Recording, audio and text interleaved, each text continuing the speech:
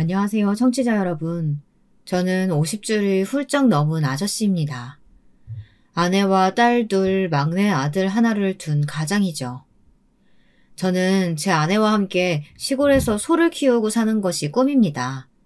지금은 비록 회사 일에 매여서 그렇게 못하지만 2, 3년 후면 은퇴를 준비하고 있습니다. 몇 년 전까지만 해도 저희 가족들은 소소한 행복을 누리며 안정된 미래를 꿈꾸어 나가고 있었습니다.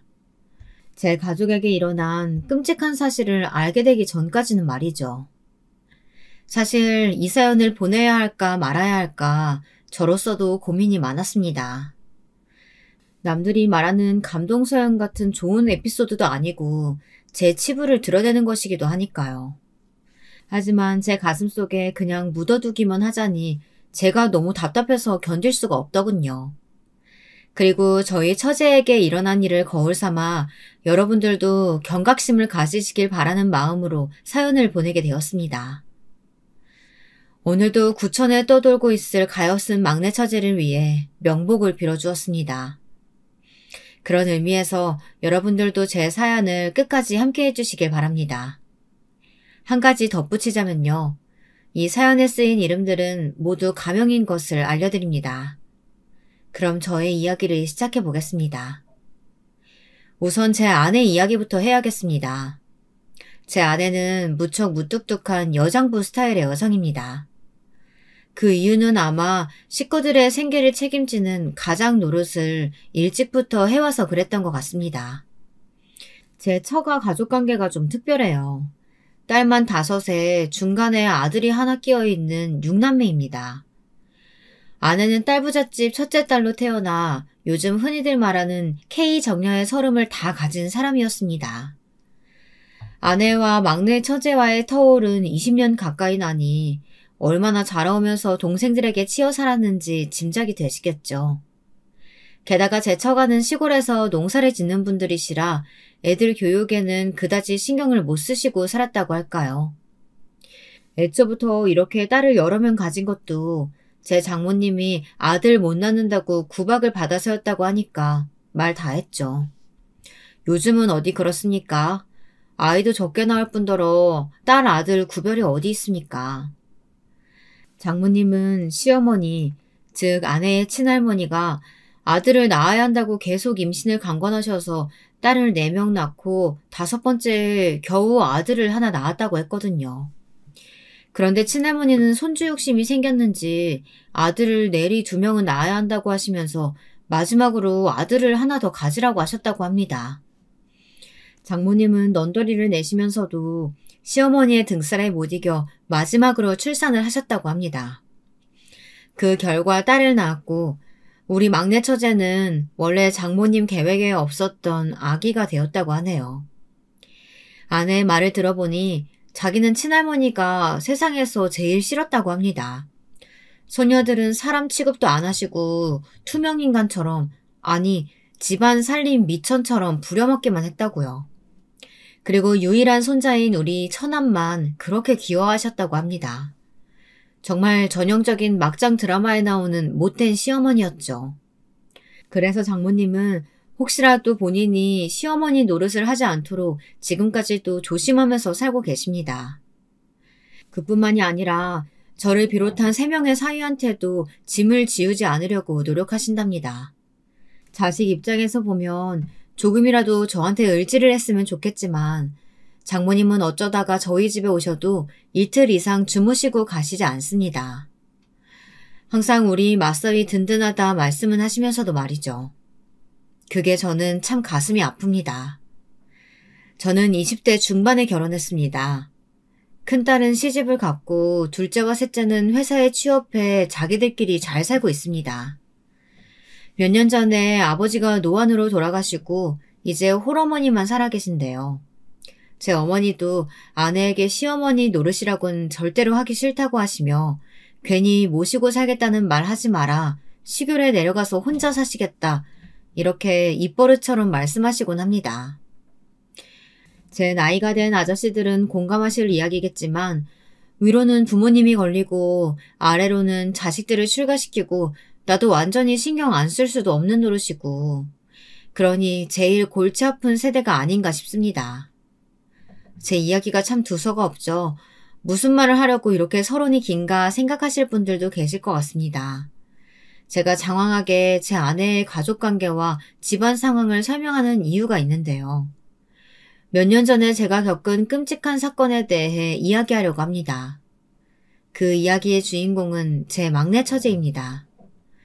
저는 처제가 4명인데요. 그 처제들이 하나같이 여동생처럼 이쁩니다. 제 본가엔 남동생 하나뿐이라 시커먼 남자들 사이에서 제 어머니는 딸이 있으면 얼마나 좋을까 푸념도 많이 하셨죠.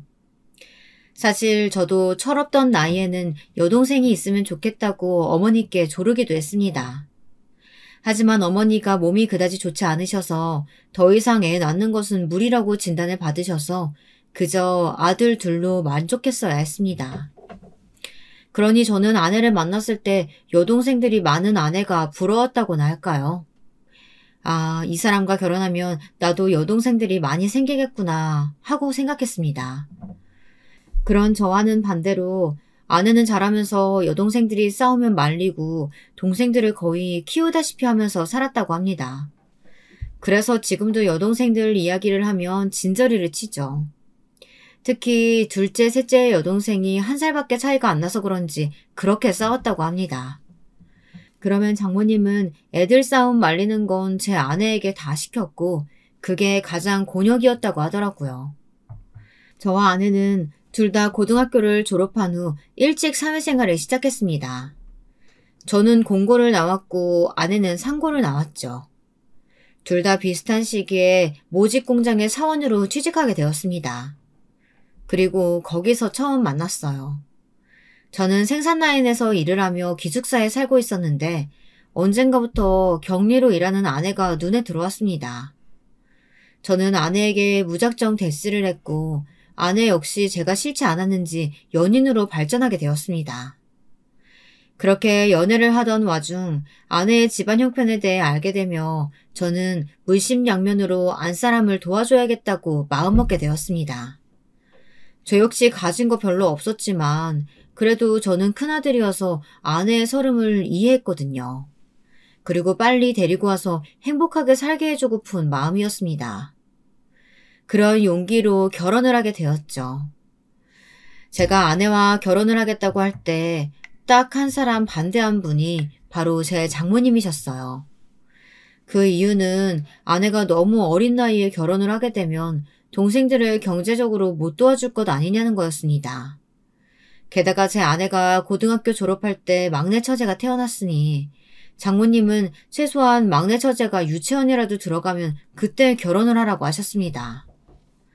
아내는 집에서 부모님의 간섭과 어린 동생들을 돌보는 것이 지겨워서 저와의 결혼을 선택한 것인데 장모님은 그 이유를 들어 반대를 하셨으니 그 무렵 아내는 장모님과 거의 매일 싸우다시피 한 것 같아요. 네가 맛인데 그럼 어떡하니?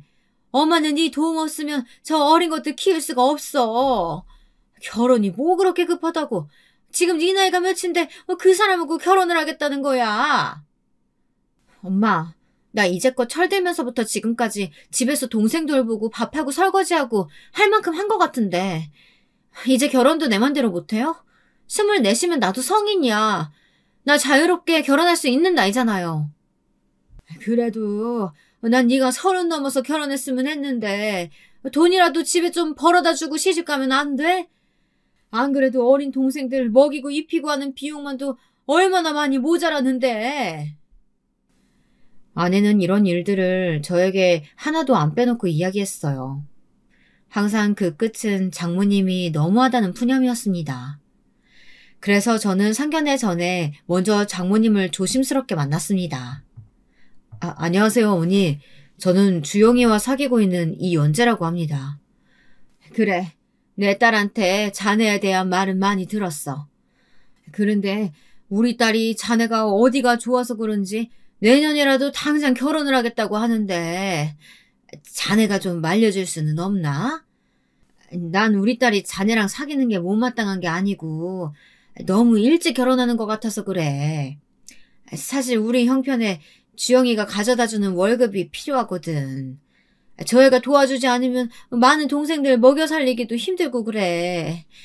막내딸이 이제 5살인데 유치원에 다니기는 하지만 주영이가 돌봐주지 않으면 집에 혼자 있는 시간이 좀 길거든. 어머니가 무슨 말씀하시는지 다 알고 있습니다. 하지만 우리 주영이 어릴 때부터 마치 제2의 엄마처럼 자기 집에서 헌신하고 살았다고 하더군요.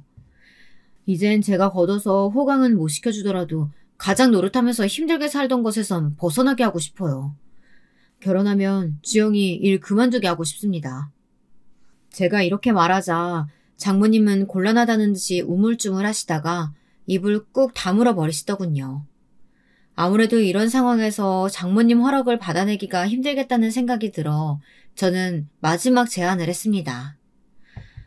어머니께서 전 그렇게 경제적으로 힘드시다면 막내 처제를 제가 데리고 살겠습니다. 아기 하나 생겼다고 생각하면 그만이죠. 처제가 경제적 독립을 할 때까지 제가 같이 살면서 돌보겠습니다. 그래?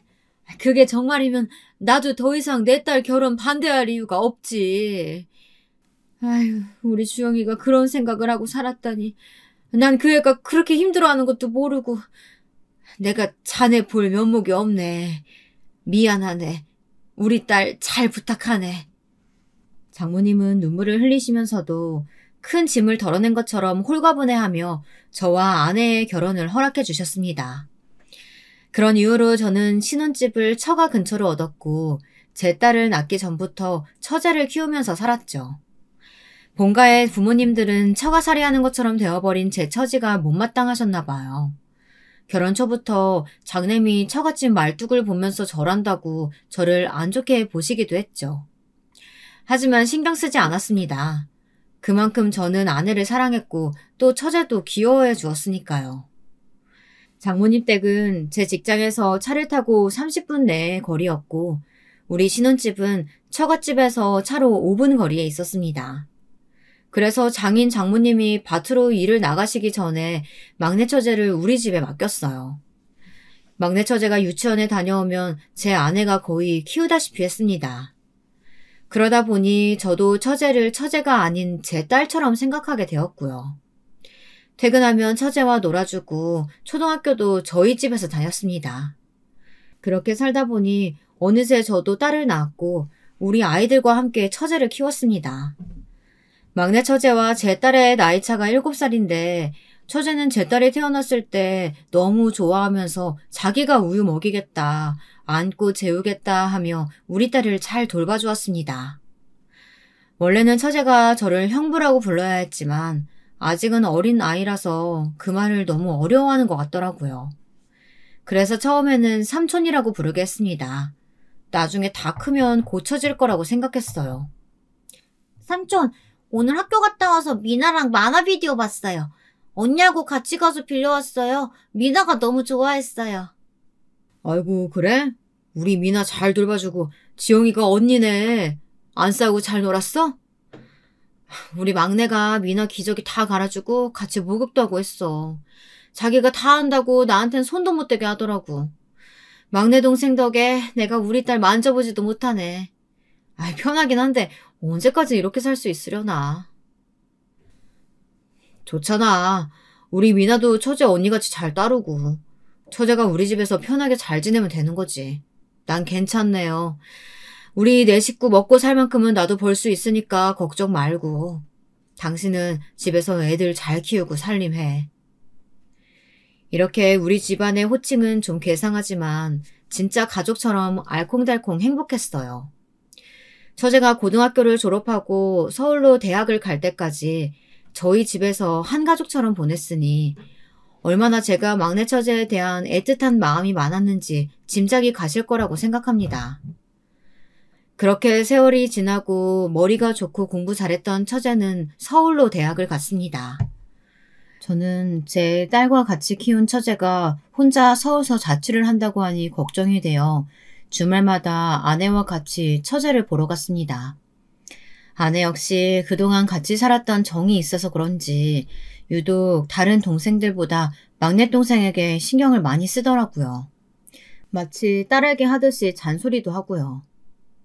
얘 지영아, 주말에는 집에 와서 밥도 먹고 그래. 우리 미나도 이모 왜 안 오냐고 자꾸 물어본다. 네가 서울로 갈 때 걔가 얼마나 헤어지기 싫다고 울었어. 걔는 지 동생보다 너를 더 좋아해. 그리고 냉장고에 있는 반찬 자꾸 안 먹으면 언니가 와서 버려야 하잖아. 얼마나 힘들게 한 건데. 밥은 잘 챙겨 먹고 다녀. 아유, 잔소리. 누가 보면 엄마가 나한테 하는 소리인 줄 알겠다. 언니 나 괜찮아. 집에서 밥 안 먹어도 끼니는 잘 먹고 다니니까 걱정하지 말고. 미나 곧 중학생 될 거 아니야? 내가 이번 여름방학 때 가서 과외 좀 시켜줘야겠다. 그래. 처제가 서울에 있는 명문대 들어갔으니까 우리 미나 과외 좀 잘 시켜줘. 이 형부가 용돈 넉넉하게 줄게. 서울에 혼자 있다고 너무 느슨해지지 말고 문단속 꼭 하고 남자들은 다 도둑놈이니까 조심하고. 알았지? 연애하는 사람 생기면 꼭 형부한테 소개시켜줘야 된다? 내가 봐야 안심이 될 것 같으니까.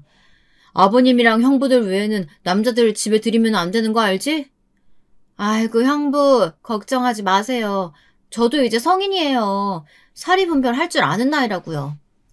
내 눈엔 아직도 7살 애기처럼 보이는 걸 어쩌나. 처제 결혼할 때 내가 울면 안 되는데 벌써 그 늑대 같은 놈 누굴까 걱정이다. 남자는 남자가 봐야 확실한 거니까 꼭 애인 생기면 소개시켜줘야 돼? 알겠어요 형부. 너무 걱정하지 마세요. 제가 엄마한테는 막내지만 형부 집에서는 큰딸이나 마찬가지였잖아요. 저 믿으세요. 이렇게 말하며 싱그럽게 웃던 막내 처제는 정말 우리 집의 큰딸처럼 든든하기도 하고 저에겐 짠한 가족이었습니다. 지금 생각하니 처제가 살아있을 때 좀 더 잘해줄 걸. 내가 신경을 덜 써서 처제가 그렇게 되었던 건 아닐까. 이런 비극이 일어난 게 제 탓인 것 같아 제 자신이 미워지고 후회만 가득합니다. 그렇게 세월이 흘렀습니다. 저희 애들에게도 사춘기가 오고 아빠와 심리적인 거리감이 생기는 시기가 되었습니다. 특히 딸들은 아버지가 자기 방에 노크도 안 하고 들어온다고 그렇게 질색팔색을 하더라고요. 항상 노크해야지 생각만 오고 자꾸 잊어버리게 되고 급기야 딸들은 자기들의 방문을 잠그더군요. 프라이버시 침해라고 하면서요. 그리고 어쩌다 제가 술 마시고 들어와 좀 안아주려고 하면 딸들은 술 냄새 난다고 얼른 저리 가라고 저를 섭섭하게 하기도 했습니다. 그게 바로 애들이 자랐다는 증거이겠지만요. 아이들의 냉정함에 저는 참 섭섭했습니다. 다시 애들이 어릴 적으로 돌아갔으면 하는 생각이 들었습니다. 그때 아빠 하면서 저를 세상의 전부라고 생각했던 그 아이들이 너무 보고 싶었어요. 지금이야 어느 정도 묻어내졌지만 애들이 한창 사춘기 때 아내도 갱년기가 온 것인지 딸들이랑 자주 부딪히며 서로 간에 좋지 않은 감정을 가지게 되었습니다. 아내는 걱정되어서 잔소리하는 건데 애들은 부모가 간섭한다고 생각해 벗어내라고 하잖아요. 그런 때에 우리 막내 처제가 딸들과 아내의 다리 역할을 해주었습니다.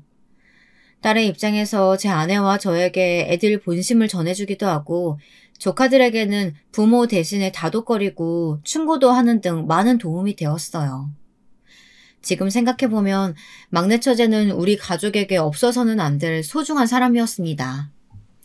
그런데 어쩌다가 그런 놈한테 엮여서 예쁘고 소중한 막내 처제가 극단적인 선택을 했어야만 했는지 그놈만 생각하면 아직도 온몸에 피가 거꾸로 솟고 제 손으로 그놈을 단죄하지 못한 것이 한이 됩니다. 막내 처지는 대학에 다니면서 두세 번의 연애를 했지만 잘 안 되었습니다. 물론 착한 처제는 저와 아내에게 남자친구를 소개도 시켜주었죠. 하지만 남자총에서 번번이 헤어지자고 했답니다. 남자들은 예쁜 저의 처제에게 시커먼 마음으로 들이대다가 잘 안 되니까 이별을 고했던 거였어요. 그런 몸만 원하는 남자들과는 오히려 헤어지길 잘했다고 저는 처제를 위로해 주었습니다. 그리고는 언젠가 좋은 사람이 나타날 것이라고 했죠. 처제는 대학을 졸업하고 거의 바로 취업이 되었어요. 대기업에 24살의 신입사원으로 들어가 2년이 지나고 나니 어느 정도 적응도 했고 바쁘다고 하면서 점점 처제가 저희 집에 오는 일이 뜸해졌습니다. 저도 애들 건사하고 회사 다니는 게 바빠서 처제와 간간히 카톡으로만 연락하고 별일 없으면 됐다고 애써 좋게 생각하고 있었습니다. 그러던 어느 날 처제가 할 말이 있다면서 저에게 전화를 했더라고요. 형부, 저 지영이에요. 이번 주 토요일에 시간 되세요? 집에 오게? 오랜만에 처제 오니까 우리 삼겹살 구워 먹을까?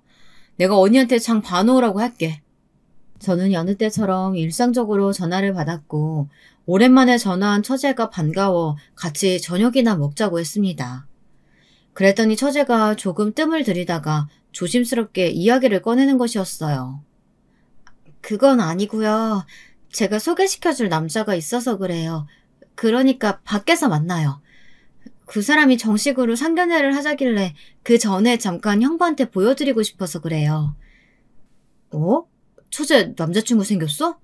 그래. 내가 어떤 놈인지 보고 판단해줘야겠네. 알았어.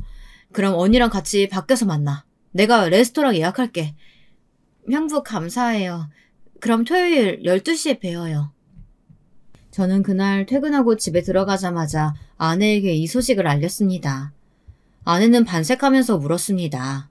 뭐가 그렇게 궁금한 게 많았는지 숨도 안 쉬고 연달아 질문을 해대더군요. 그래? 어떤 남자래? 우리 지영이 얼마나 눈이 높은가 내가 이번 주에 한번 봐야겠네. 어디서 어떻게 만났대? 아직 나도 몰라. 당신은 벌써 그런 게 궁금해? 난 아직 우리 막내 처제 결혼시킬 거 생각하면 눈물 날 것 같은데. 26인데 뭘 벌써 시집을 가려고 해. 우리 결혼한 나이는 생각 안 해? 나 24세 당신한테 시집왔어. 늦기는 뭐가 늦어. 그리고 뭐 모를 때 시집 가야 돼. 나이만 먹고 닳고 다르면 조건만 따지고 결혼 못할 수도 있어. 그리고 지영이가 당장 결혼한다고 하지도 않았잖아. 뭘 혼자 앞서가. 아내는 이런 말을 하며 저에게 별 걱정을 다 한다고 핀잔을 주었습니다. 그런 건가? 내가 정말 쓸데없는 걱정을 하고 있는 건가? 이렇게 생각하니 저 역시 쓴웃음이 났습니다.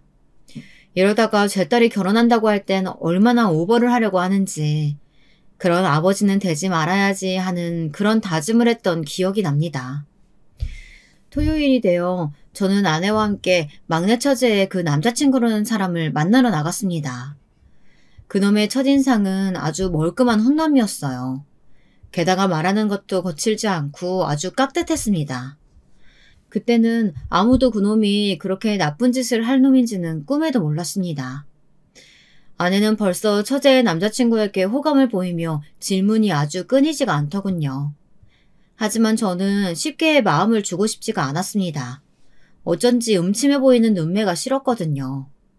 처제는 남자친구를 바라보는 눈에서 꿀이 뚝뚝 떨어지는 것 같았습니다. 이미 그놈에게 푹 빠져있는 것이 제 눈에도 보였죠. 그놈은 거리낌 없이 저에게 웃으며 악수를 청해왔습니다. 처음 뵙겠습니다. 안녕하세요. 지영이 남자친구 진훈이라고 합니다. 우리 지영이를 어릴 때부터 키워주신 형부시라고요. 만나서 반갑네. 내가 최면에 반말해도 괜찮겠나? 우리 처제랑 사귀는 사람이라며? 우리 처제 어디가 좋은가? 네. 지영이가 조신하고 조용한 것이 그게 마음에 들어서 사귀게 되었습니다. 요즘 세상에 26가지 처녀라는 게 참 바른 생활을 한 여자라는 생각이 들더라고요. 당신도 참 처음부터 그런 질문하면 당황하잖아. 우리 지영이랑 어떻게 만났어요? 사내 커플인가? 응, 언니. 이 사람이 먼저 사귀자고 했어. 그리고 한 사람이 한 가지씩 물어봐. 이 사람 긴장하잖아요, 형부. 겉으로 보기엔 아주 멀쩡한 사람이었기에 처제의 남자친구를 반대할 명분이 없었습니다. 저만 쎄한 기분이 들었는진 모르겠지만 저희 장모님과 장인어른도 별다른 반대 없이 상견례를 마쳤고요. 그런데 단 한 가지, 남친의 부모님이 안 계시다는 것이 좀 마음에 걸렸습니다. 어렸을 때 돌아가셨다고 했고 친척들 손에서 컸다고 하는 게 계속 가슴 한구석에 돌처럼 박혀있는 것이었습니다. 그래서 가끔씩 어둡게 보이나 싶었습니다. 그리고 제가 보기엔 처제의 남자친구와 처제의 관계가 좀 수상해 보이는 것도 무시할 수 없었습니다. 예를 들면 이런 상황이에요. 결혼하기 전에 처제와 그 남자친구와 함께 가족 여행을 다녀온 적이 있었는데요. 처음에는 남자친구도 좋다고 하더군요. 자기는 부모님이 일찍 돌아가셔서 우리 집처럼 단란한 가족이 그리웠다고 하면서요. 초대해줘서 고맙다고 하는 것이었습니다. 그래서 저는 속으로 인성은 바른 사람인가 보다 생각하면서 안심을 했습니다. 그런데 2박 3일간 여행을 하면서 제가 어쩌다 처제와 사진이라도 찍으려고 하면 그 남자친구라는 놈이 저를 벌레 보듯이 보는 거였습니다. 그러더니 마치 저에게 과시라도 하는 양 처제를 제 눈앞에서 안고 막 스킨십을 하는 게 아니겠습니까? 마치 제가 처제를 뺏으려는 연적인 양 행동을 하니 저는 너무 어처구니가 없었습니다. 그놈의 행동이 점점 노골적이 되니까 처제도 나중에는 싫은 표정으로 남자친구에게 좀 자제해달라고 하더군요. 오빠 애들도 있는데 이러지 마. 어? 형부도 놀래시겠다. 오빠 제발 좀 놔줘. 너 나 안 사랑해? 우리 곧 결혼할 사이잖아. 그런데 이 정도 스킨십도 못해? 너무 둘이서만 좋아서 그러지 말고 자네도 같이 어울려야지. 가족이 될 거잖아. 그런 스킨십은 둘이 있을 때만 해도 되지. 당신도 참. 요즘 애들이 그럴 수도 있지. 그러려니 하고 당신이 못 본 척 좀 해줘.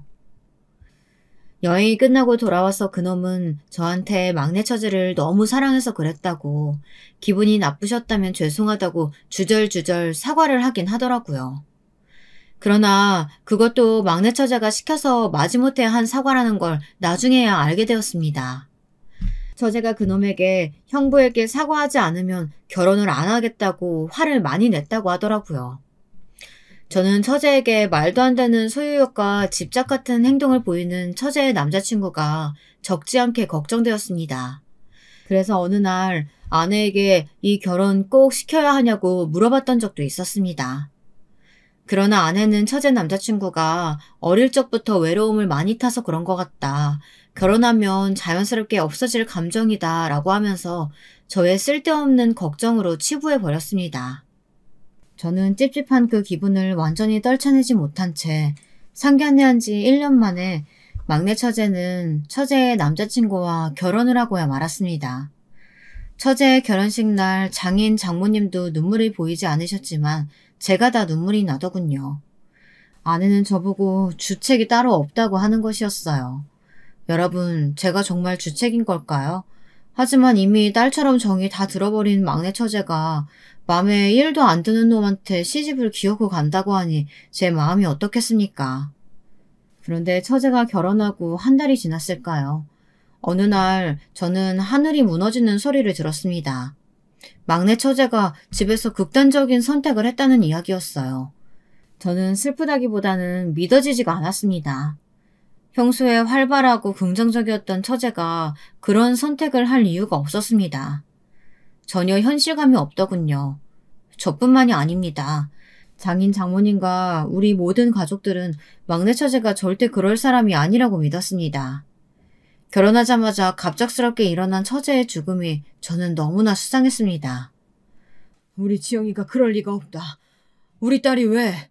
이제 겨우 결혼한 지 한 달이야. 그 애가 왜 죽어? 우리 막내 불쌍해서 어떡해. 아이고. 막내 처제의 장례식 날 장인 장모님과 우리 가족들은 전부 슬픔에 잠겨 막내 처제를 애도했습니다. 그러나 막내 처제의 남편이던 그놈만은 눈물을 한 방울도 흘리지 않고 있었습니다. 그런 냉정한 모습을 보고 저는 너무나 이상한 기분이 들었습니다. 제 촉이 그렇게 말하고 있었거든요. 아, 이놈 때문에 우리 처제가 죽었구나 하는 느낌이요. 애초부터 마음에 들지 않았던 놈이었으니까요. 저는 그놈의 멱살을 잡고 소리쳤습니다. 자네는 슬프지도 않아? 어떻게 우리 처제를 데려가 놓고 이런 선택을 하도록 모를 수가 있어? 아니, 난 몰랐다고 생각하지 않아. 네 놈이 어떻게 했길래 우리 처제가 죽어? 이거 놓으시죠. 지영이가 마음이 약했던 것을 어떡합니까? 우울증이었다고요. 저는 아무 잘못 없습니다. 이런 취급 받을 이유도 없어요. 저도 아내를 잃은 피해자란 말입니다. 그놈은 침착한 표정으로 제 손을 뿌리치고 담담하게 말하는 것이었습니다. 그렇게 결혼 전에 저에게 질투를 할 정도로 처제에게 소유욕을 드러내던 모습이 절대 아니었습니다. 저는 곧 때리기라도 할 듯이 그놈의 멱살을 다시 잡으며 소리쳤습니다. 누가 봐도 피해자처럼 보이질 않잖아. 이번 일 나 그대로 넘어갈 수 없어. 너의 그 가증스러운 가면 내가 낱낱이 벗겨줄 테니까. 그놈의 음침한 속내를 아직 알아차리지 못한 다른 가족들은 왜 그러냐 저보고 흥분을 가라앉히고 참으라고 말했습니다. 그러나 저는 알 수 있었습니다. 이놈의 속내엔 분명 다른 의도가 있을 거라고 생각했습니다. 처제의 전 남편은 장례식이 끝나자마자 연락도 끊고 자취를 감춰버리더군요. 가만히 보면 볼수록 처제의 죽음에 전 남편이랑 놈이 가장 큰 원인일 거라고밖에 생각할 수가 없었어요. 생각해보세요. 그렇게 사랑해서 결혼했으면서 아내가 죽었는데 담담한 것 하며 그래도 아직 사망신고도 안 되어 있는데 그렇게 아내의 가족들과 무자르듯이 연이 끊어진다고요? 저는 솔직히 상식적으로 이해를 할 수가 없었습니다. 저의 의심은 점점 확신으로 변해갔습니다. 그날부터 저는 복수를 결심했습니다. 억울하게 죽은 막내 처제를 위해서 제가 할 수 있는 일들은 다 하기로 마음먹었어요. 겉으로는 일상에 돌아간 척하고 아내와 다른 가족들에게도 제가 그놈을 의심하는 것을 말하지 않았습니다. 산 사람은 살아야지 하며 슬프지만 가장으로서 위로를 할 수밖에 없었습니다. 그러나 저는 속으로 피눈물을 흘리고 있었어요. 그러던 와중 아내가 장례식이 끝나고 처제가 살던 집에 유품을 정리하러 가야겠다고 하더군요. 처제가 살던 아파트는 제가 얻어준 곳이었고 계약 기간은 2년이나 남아있었기 때문에 그놈은 그 집을 아직 떠나지 않고 있었나 봅니다. 저는 황급히 아내를 말렸습니다. 내가 내일이라도 가서 다 가지고 올 테니까 당신은 그냥 있어. 왜? 그 집에 가면 안 되는 이유라도 있는 거야? 당신 뭐 숨기는 거 있지? 아니야. 당신이 처제 유품 보고 슬퍼서 청승맞게 또 울까봐 그래. 내가 가서 알아볼 것도 있으니까 당신은 애들하고 집에 있어. 저는 아침 일찍 처제의 집 앞에 잠복해 있다 그놈이 집을 나서는 것을 확인하고 몰래 그 집으로 들어갔습니다. 처제가 예전에 가르쳐준 비밀번호가 다행히도 그대로였어요. 그놈은 제가 집으로 들어올 곳이라고는 생각도 안 했던 모양이었습니다. 저는 집 안에 들어서자마자 뭔가 수상한 것이 없는지 살펴보기 시작했어요. 그런데 저의 눈에 띄인 것은 방마다 한 개씩 달려있는 CCTV였습니다.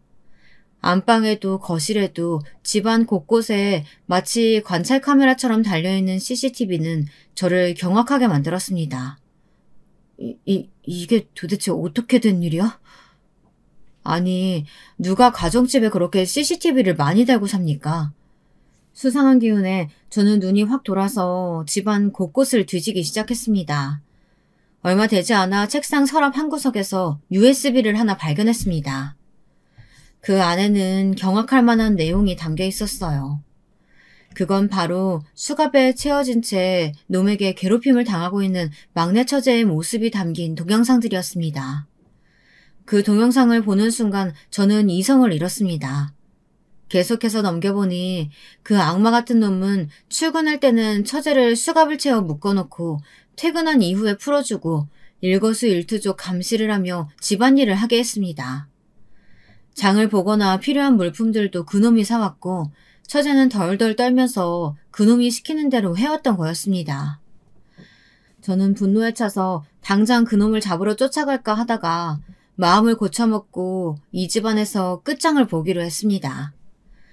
그놈이 돌아오면 제 손으로 잡아 경찰에 넘겨버리겠다고 결심을 했어요. 그동안 집안을 샅샅이 더 뒤져보니 안방 침대 밑에서 꾸깃꾸깃 뭉쳐진 종이 하나가 나오더군요. 저는 두근거리는 심장을 꾹 누르고 진정하려고 애쓰며 그 종이를 펼쳤습니다. 그것은 놀랍게도 처제가 남긴 유서였어요. 그 내용은 더욱 경악할 만한 것이더군요. 사랑하는 가족들, 이 글을 본다면 제 남편을 신고해주세요. 저는 감금당하고 있어요. 남편은 남편이 아니었습니다. 지옥의 악마입니다. 꼭 제 대신 복수를 해주세요. 부탁합니다. 그 글씨들은 급하게 휘갈겨 쓴 티가 났습니다. 평소에 단정했던 처제의 글씨체가 아니었어요. 그 미친 남편놈에게 들키지 않기 위해 조마조마해가면서 그 글을 썼을 처제를 생각하니 속에서부터 분노가 차올라 눈에는 눈물이 줄줄 흘렀습니다. 조금 더 빨리 알았다면, 얼른 그놈과 우리 막내 처제를 분리했더라면, 그랬으면 처제가 극단적인 선택까지 가진 않았을 텐데 말입니다. 그러다가 차라리 다행이라고 생각이 들었습니다. 오늘 제가 이 집에 오지 않았다면 그 동영상 증거와 처제의 유서를 제가 발견하지 못하고 그놈이 먼저 발견했다면, 그래서 그 미친놈이 이 소중한 증거를 인멸하기라도 했다면 처제의 억울한 죽음은 어떤 보상도 받지 못했을 거 아니겠습니까?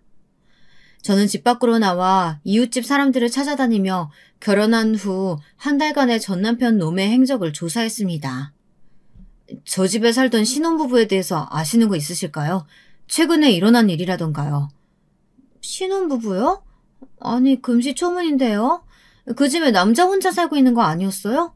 맨날 어딘가로 출퇴근하는 것만 봤는데. 에이, 신혼부부였으면 여자가 집 밖에 나왔겠죠. 그런 낌새는 없는 것 같던데요. 저는 이웃집 아주머니의 말을 듣고 의심만 하던 정황이 확신으로 다가왔습니다. 그 악마 같은 놈이 우리 처제를 의심하고 집착해서 이런 범죄를 저질렀다고밖에 설명할 수가 없는 것이었습니다. 그것도 모자라 동영상을 자세히 보니 그놈은 처제를 때리고 학대한 흔적까지 보였습니다. 처제가 겁에 질려 도망을 가기라도 할라치면 어김없이 그놈의 손에 잡혀서 꼼짝할 수 없이 다시 수갑에 묶여버렸습니다. 게다가 그놈은 불쌍한 저희 처제에게 가스라이팅까지 하는 것 같았습니다. CCTV 동영상에서 간간히 들리는 둘의 대화는 제 의심에 더욱 불을 지폈습니다. 내 말만 잘 들으면 풀어준다니까? 그러니까 어디 도망갈 생각 같은 건 안 하는 게 좋아. 그러면 내가 풀어주고 사랑도 해준다니까 왜 내 말을 안 들어? 오빠 잘못했어. 내가 어떻게 해야 풀어줄 건데? 나 이 집 이사 와서 한 번도 바깥 출입 안 했잖아. 당신이 그만두려서 회사도 그만뒀고 이 동네에 아는 사람도 없는데 내가 무슨 바람을 피웠다는 거야. 당신 그거 망상이라고. 착한 처제가 무슨 잘못을 했다고 이렇게 정신병자 같은 놈한테 몰아붙여줘야 했을까요? 저는 이 결혼만은 죽어도 막았어야 했는데 그러지 못했던 제 자신이 한없이 미워졌습니다. 완전히 을처증 환자였던 그놈은 처제가 큰 소리를 지르거나 도망을 가지 못하도록 안방에 방음장치까지 해두었습니다. 하루의 대부분을 안방에 갇혀있다가 저녁에만 풀려나는 생활이 계속했으니 처제의 정신이 피폐해진 건 시간 문제였다고 생각합니다. 그 나쁜 놈은 처제의 장례식장에 본인이 저지른 잘못은 감쪽같이 숨기고 처제가 우울증이라고만 앵무새처럼 짓거려댔죠. 그러면서 자기 책임은 없다고 하니 제가 어떻게 참을 수가 있었겠어요. 저는 분노를 누르며 안방 문 뒤에 숨어 그놈이 오기만을 기다렸습니다. 삐리릭 탁. 현관문 열리는 소리가 나더니 놈이 들어온 모양이었습니다. 저는 그놈이 안방에 들어오려고 문을 연 순간 번개같이 멱살을 잡아 그놈을 우선 몇 대에 주워 펴줬습니다. 불시에 습격을 당한 처제의 전남편은 엉망진창인 얼굴로 정신없이 저를 바라보았습니다. 그리곤 멍청하게 입을 열더군요. 당신이 어떻게 여기에? 내가 도저히 믿을 수가 없어서 네 놈을 응징하러 왔다. 네가 숨겨둔 우리 처제 학대 증거, 유서 내가 다 찾았어. 그러면 그렇지. 내가 네 놈 처음 봤을 때부터 쎄한 기분이 들었던 게 마음에 안 들었거든? 그 손에 들린 거 어떻게 찾았지? 이리 내놔 얼른! 내놓지 못해? 그 못된 악마놈은 제가 가지고 있는 USB를 보더니 미친 듯이 그걸 뺏으려고 소리를 지르며 달려들었습니다. 그러나 저는 절대 뺏기지 않으려고 그놈과 엎치락 뒤치락 나뒹굴며 싸움을 했습니다. 우리 처제의 억울함을 밝힐 소중한 증거를 쉽게 뺏길 수는 없지 않겠습니까? 마침내 처제의 전남편을 제압한 저는 안방 바닥에 그놈을 깔고 앉아 정신을 잃을 때까지 패주었습니다. 그리고 그놈이 우리 처제를 묶을 때 썼던 수갑도 가져다가 침대 기둥에 똑같이 수갑을 채운 채로 그 집을 나왔습니다. 눈에는 눈, 이에는 이라는 말처럼 처제의 복수를 똑같은 방법으로 돌려주니 조금 속이 시원해지더군요. 거기 경찰서죠? 제 처제를 학대해서 죽음으로 몰고 간 천하의 몹쓸 놈을 고발합니다. 지금 상황이 어떻게 되시나요? 식모자분 전화 끊지 마시고 알려주세요. 저는 처제의 집 주소를 알려주었고 경찰들은 처제의 집에 출동해서 기절한 채 침대 기둥에 묶여있던 그 몹쓸 전 남편을 잡아 끌고 갔습니다. 저는 경찰서에 직접 찾아가 전 남편 놈이 처제를 어떻게 학대해서 죽게 했는지 자세하게 진술했습니다. 제가 가지고 있던 증거들도 다 내놓았어요. 제 진술을 듣던 경찰관은 제가 치근해 보였는지 조심스럽게 이렇게 말했습니다. 저 선생님, 점잖은 분이 왜 그러셨어요? 처제의 복수를 하고 싶은 마음은 이해합니다. 하지만 다음에는 그냥 경찰에 신고를 해주세요. 폭행도 엄연한 잘못입니다. 네, 압니다.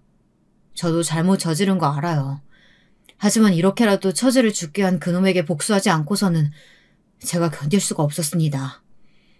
저는 비겁하게 도망갈 생각 없습니다. 하늘에 있는 처제에게 부끄럽지 않으니까요. 진술을 다 마친 저는 눈물을 흘리며 경찰서 유치장에 갇혀 있었습니다. 그놈은 제가 갖고 있던 빼도 박도 못할 USB 증거가 뻔히 있는데도 억울하다면서 자기는 그저 처제가 말을 안 듣는 버릇을 고쳐준 거라고 감방 안에서 소리를 빽빽 질렀습니다. 정말 뻔뻔스럽기가 그지없는 놈이죠. 경찰서 안에 있던 형사들이 나서서 소리 지르지 말라고 엄포를 놓아도 막무가내로 자기 주장을 하는 그놈의 면상에다 저는 침을 뱉어주었습니다. 그랬더니 그놈은 미친 듯이 소리를 지르면서 저에게 달려들었습니다. 하지만 곧 건장한 경찰관 2명이 그를 제지하였습니다. 당신 뭘 잘못했다고 여기서 큰 소리야? 다음에 또 이러면 수갑 채워놓을 거야? 아니야 박 형사, 그냥 채워놔. 자기 와이프 감금해서 수갑 채워놓는 나쁜 새끼는 그냥 수갑 채우는 게 약이다. 그놈은 화를 못 이기고 대들다 깜방 안에서 수갑에 묶여 풀이 죽어 있었습니다. 그 비참한 인간 말종의 꼴을 보니 저는 속이 다 시원해졌습니다. 제가 경찰서 유치장에 갇혀있다는 소식을 듣고 놀라서 아내와 장인 장모님이 달려왔습니다. 무슨 일이냐고 황망해하며 울던 아내에게 저는 괜찮다고 걱정하지 말라고 했습니다. 여보, 내가 저 새끼 응징한 채로 감옥 간다면 나 기쁘게 벌 받을 거야. 우리 애들 잘 부탁해.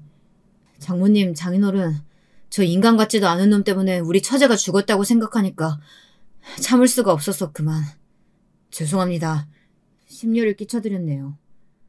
여보, 무슨 소리를 그렇게 해. 아주 속이 시원하다. 내가 좋은 변호사 알아봐 줄 거야. 꼭 정삼찬짝 될 거니까 걱정하지 마. 아니야. 자네가 해주지 않았다면 나라도 나서서 저 때려 죽일 놈한테 복수했을 거야. 우리 불쌍한 막내를 어떻게, 저 극악한 놈이. 내가 힘만 좀만 더 있었어도 내가 직접 그놈을 응징했을 걸세. 저한테서 그동안의 자초지정을 다 들은 제 아내는 눈물을 보이면서도 저에게 몰래 엄지를 들어주었습니다. 장인 장모님 역시 경찰서에서는 말씀을 아끼셨지만 나중에 속이 다 시원하다고 하시더라고요.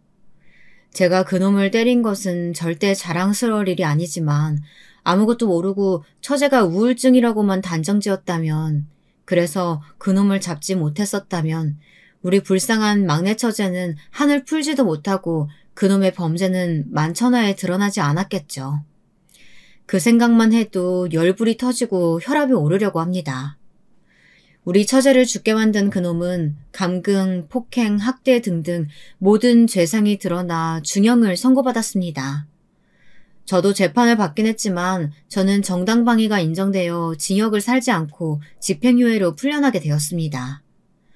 나중에 밝혀진 사실이지만 그놈은 전에 사귀던 여자들에게도 그런 정신병자 같은 짓을 하면서 감금, 폭행을 일삼았다고 합니다.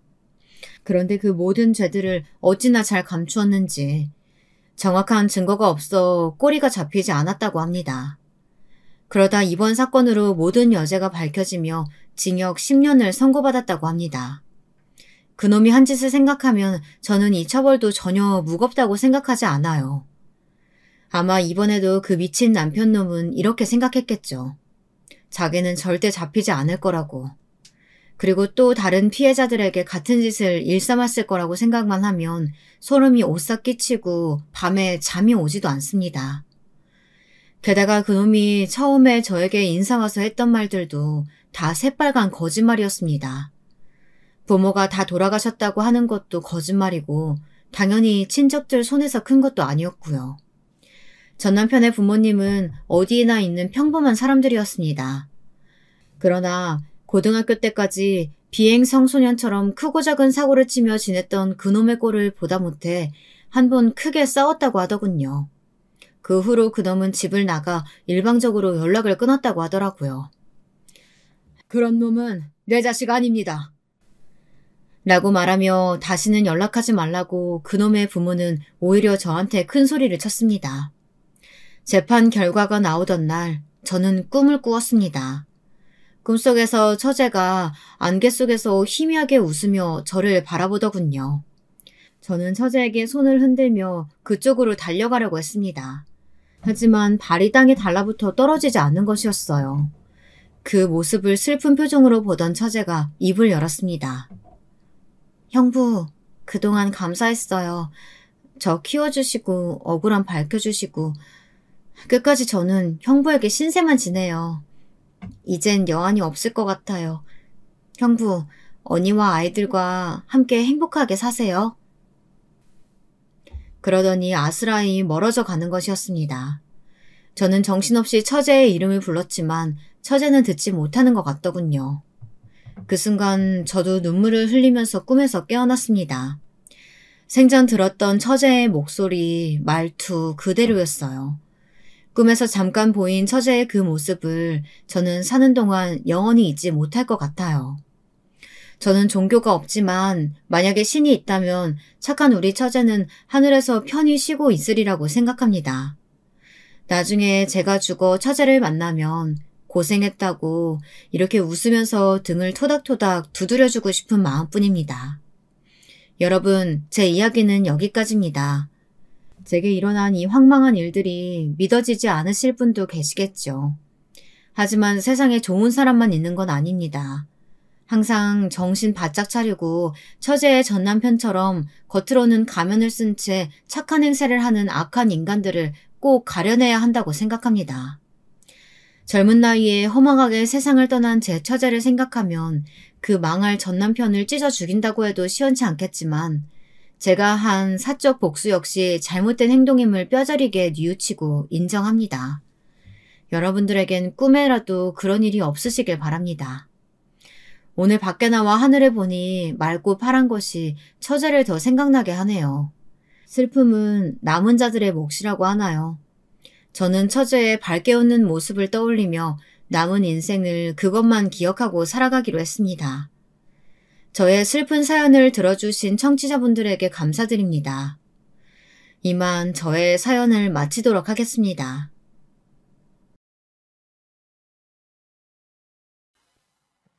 안녕하세요. 오늘도 사연 채널을 찾아주셔서 감사합니다. 우선 제 소개부터 해야 할 것 같은데요.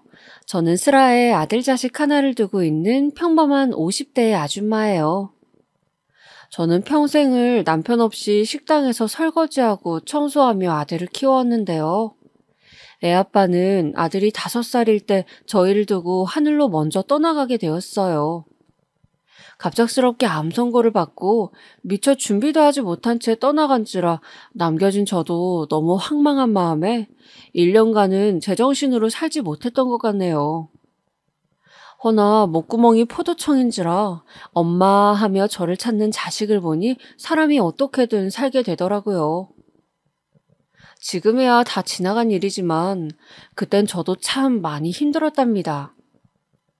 당시 애아빠 장례를 치르고 한 달 후쯤 집안에 틀어박혀 아무것도 못하고 눈물만 흘리고 있는데 갑자기 어린 아들이 다가와 제 눈물을 닦아주더라고요.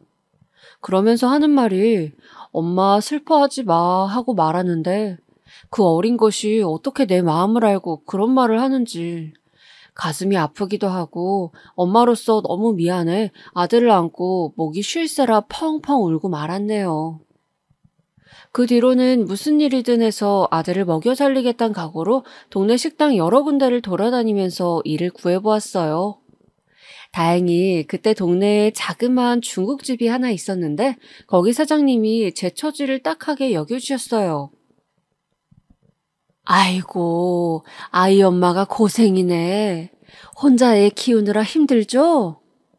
우리 식당 일이 바쁘긴 하지만 그래도 적응하면 할만할 거예요. 내일부터 나와 일해요. 감사합니다, 사장님. 감사합니다. 연신 고개를 꾸벅 숙이며 저는 다음 날부터 애는 어린이집에 맡겨두고 식당에 나가 일을 하기 시작했어요.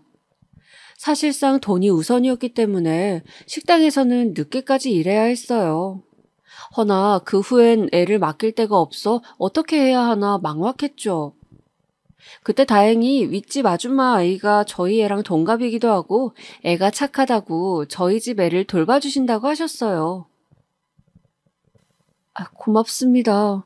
근데 제가 괜히 폐를 끼치는 건 아닌가 모르겠어요. 아니에요. 그런 말 말아요. 같은 동네 사는데 서로 돕고 살아야죠. 걱정 말아요. 내가 애 저녁밥도 해먹일게요. 남편을 잃고 정말 혼자가 되었다는 생각에 외롭기도 하고 공허함도 컸는데 그렇게 주변 사람들의 도움을 받아 길러나갈 수 있게 되었습니다. 지하 단칸방에 살아야 할 만큼 환경은 열악했지만 그때 사람들이 준 따뜻함이 커서 그런지 지금도 가끔 옛날에 살았던 동네가 그립기도 하고 흐릿하지만 그 동네 사람들의 얼굴이 기억이 나기도 해요. 허나 사람들의 도움이 있었다 한들 그래도 아이에겐 늘 엄마의 빈자리가 있었을 거예요. 엄마 언제 와? 엄마 보고 싶은데. 엄마 10시에 끝났는데 금방 갈게. 아줌마랑 조금만 놀고 있어. 아이의 풀죽은 목소리는 늘 목구멍에 가시처럼 걸리곤 했어요. 저라고 왜 아이 옆에 없고 싶겠어요.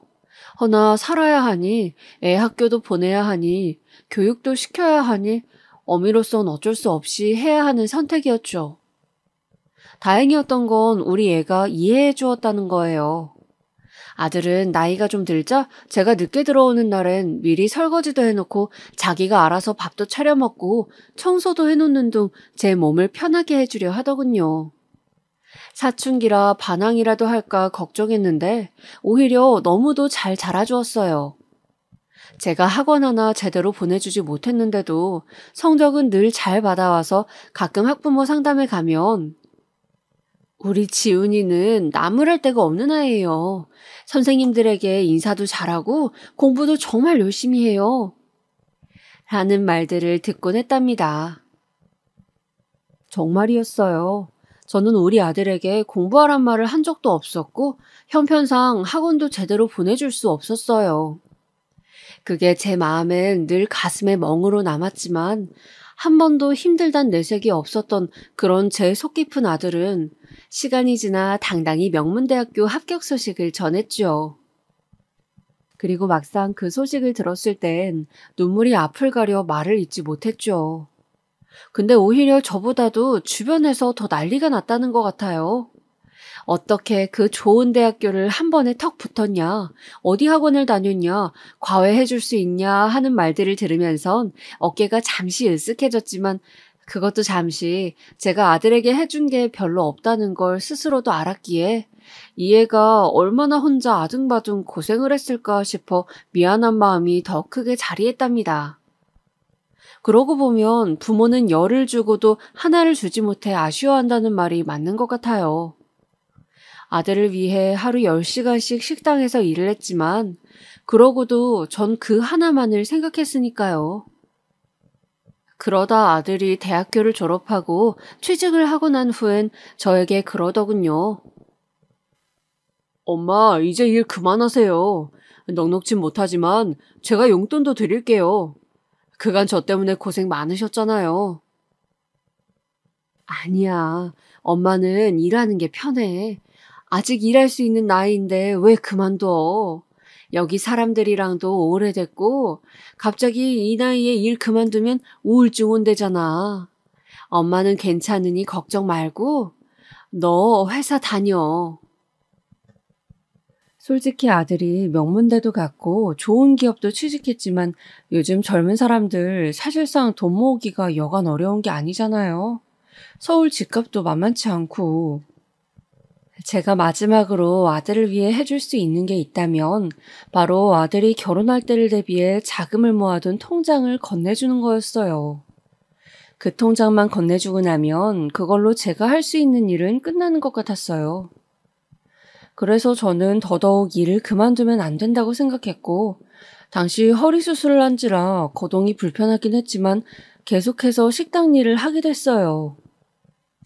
그러던 중 별다를 거 없을 거라 생각했던 제 인생에도 하나의 굴곡이 생기고 말았는데요. 바로 제가 오래 일했던 식당 사장님께서 이제 그만 여기를 접고 고향으로 가신다는 거였어요.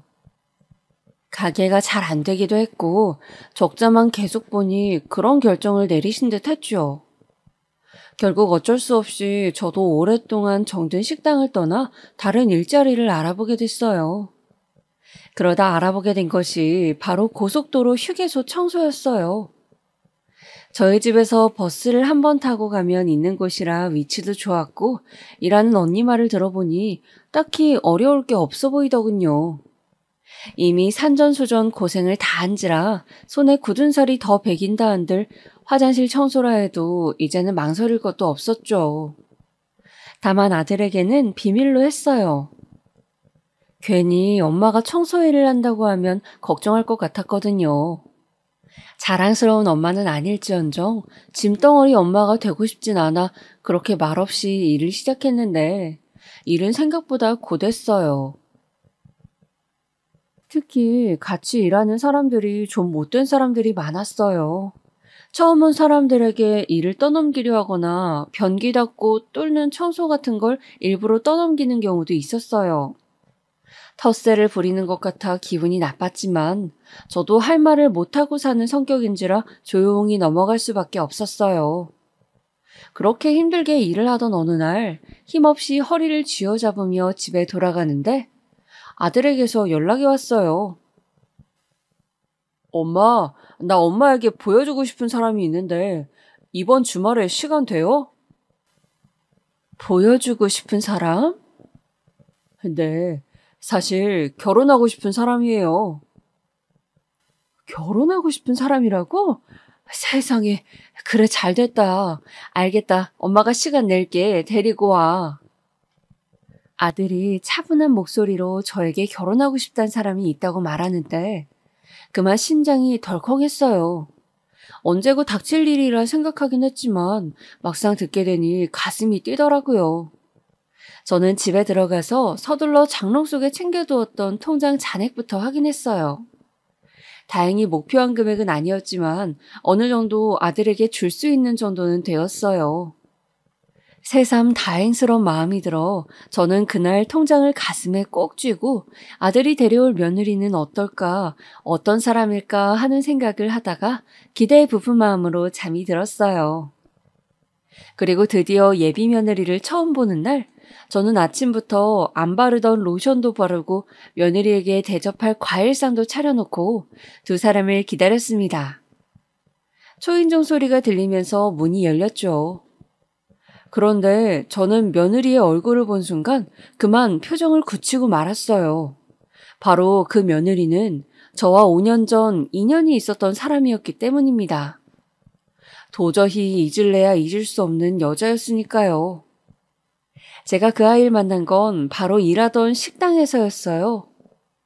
그날도 정신없이 일을 하고 있었는데 갑자기 어떤 젊은 여자가 앙칼진 목소리로 저를 부르더라고요.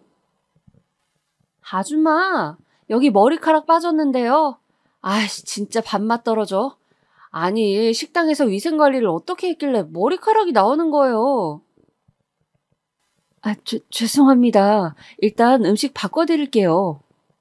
당시 제가 일하던 식당에선 머리카락이 나오는 일이 거의 없었어요.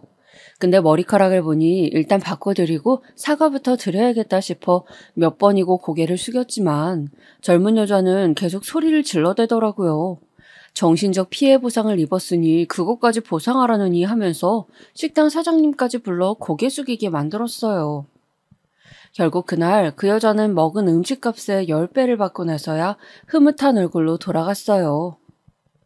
사장님도 분해하시는 게 느껴졌지만 이 일은 그럭저럭 어찌저찌 넘어가졌어요.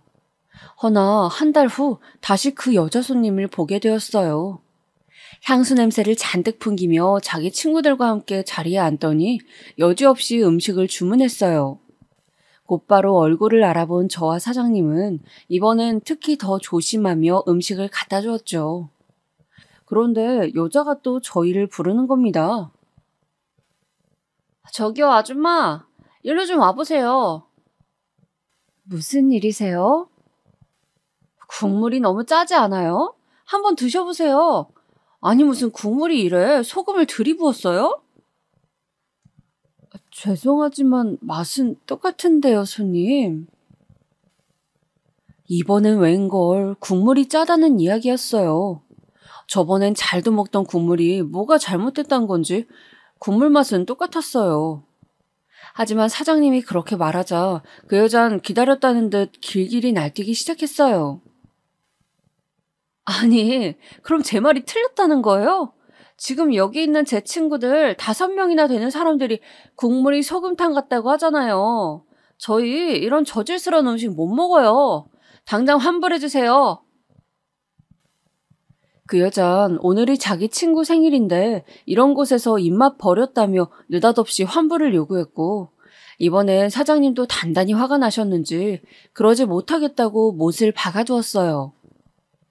그러자 젊은 여자는 갑자기 국물이 담긴 그릇을 바닥에 엎더니 깽판을 치기 시작하더라고요. 보다 못한 옆에 있는 손님들이 그만하라며 말려 사태가 중단되긴 했지만 그 손님 때문에 저나 사장님이나 하루 종일 기분이 엉망이었어요. 아무리 사람 장사라고 한다 한들 이런 일을 당하고 나면 기운이 빠지는 건 당연했죠. 조용히 음식을 먹다 간 적도 있었지만 그 여잔 그날 이후 무슨 앙심을 품기라도 작정한 건지 잊을만 하면 저희 가게에 나타나 난리를 치고 가곤 했어요. 그런데 그 젊은 여자가 며느리로 나타난 이 여자라니 며느리는 저를 알아보지 못한 듯 태연하게 인사를 건네었지만 저는 눈을 마주치지 못하고 그냥 얼떨떨한 표정으로 인사를 받았어요. 과일을 먹는 동안에도 무슨 말을 해야 할지 모르겠더라고요. 예비 며느리는 아랑곳 않고 계속 제잘거렸어요. 어머님, 이 사람에게 말씀 많이 들었어요. 혼자 이 사람 키우면서 고생을 많이 하셨다고 들었어요. 정말 대단하세요. 존경스러워요. 아, 그래요. 저번 주에 저희 어머니 아버지도 만나 같이 식사했는데 이 사람을 무척 마음에 들어 하세요. 상견례 진행하고 싶다는데 언제가 괜찮으세요? 들어보니 예비 며느리와 아들은 무려 4년을 만나온 사이라고 했어요. 아들이 내색하지 않아 몰랐지만 꽤나 오랜 시간을 만나온 사이였다고. 더군다나 아들이 이번에 새로 시작한 사업도 예비 며느리 집안에서 도와주고 있다고 하더라고요. 입고 온 옷을 보니 예비 며느리 집안이 꽤나 부자인 건 틀림없었어요. 거기다 예비 사돈 측에서 강남의 40평대 아파트를 신혼집으로 구해준다고 하고요. 인성은 개차반이지만 조건은 무척 괜찮은 아이였어요.